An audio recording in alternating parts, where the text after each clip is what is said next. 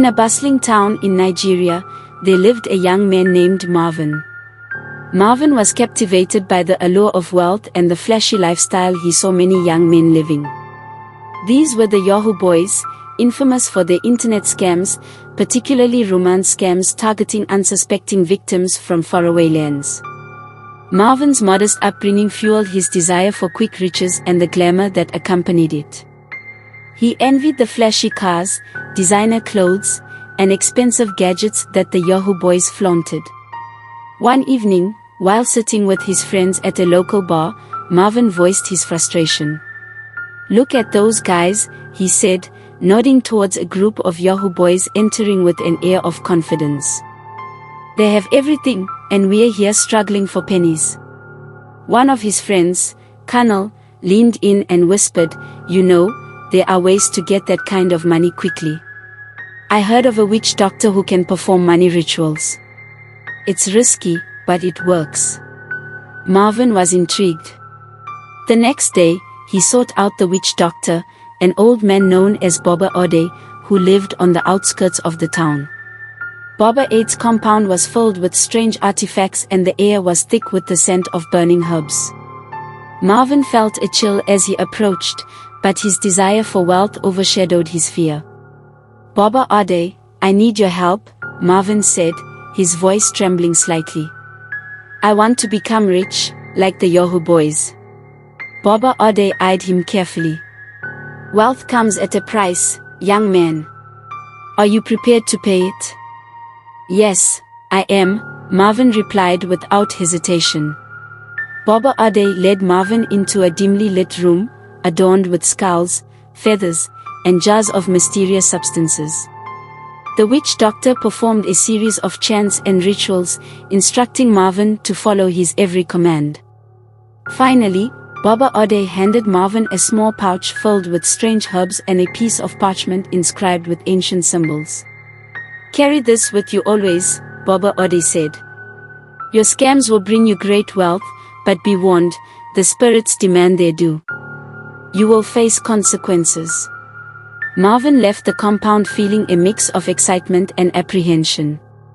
He immediately put the ritual to the test, diving deeper into his online scams. He created fake profiles on social media, targeting lonely individuals and weaving intricate tales of love and companionship. To his amazement, the money started pouring in. His bank account swelled with deposits from his victims, and in a matter of weeks, Marvin was living the life he had always dreamed of. He bought a sleek car, flashy clothes, and moved into a luxurious apartment. Marvin's new lifestyle attracted many admirers, including a beautiful young woman named Lola. She was drawn to his charm and apparent success, and they quickly became inseparable. Marvin's friends marveled at his transformation and envied his newfound status. However, as Baba Ode had warned, the spirits soon demanded their due. Marvin began to notice strange occurrences. At first, there were minor inconveniences, a flat tire, missed appointments, lost items. But soon, the incidents escalated. His electronics would malfunction, he suffered from recurring nightmares, and a persistent feeling of unease followed him everywhere. One evening, while driving through the busy streets of the town with Lola, Marvin felt a sudden, overwhelming sense of dread. His vision blurred, and he heard a cacophony of whispers in his head. Panic gripped him, and he struggled to maintain control of the car. Lola, sensing his distress, tried to calm him down, but it was too late. Marvin swerved to the side of the road and came to a screeching halt. Breathing heavily, Marvin's eyes darted around wildly. "Do you hear them?" he screamed. "They're everywhere." Lola looked at him in horror. "Marvin, what are you talking about? There's no one here." Marvin's mind snapped. He flung open the car door and stumbled into the crowded street.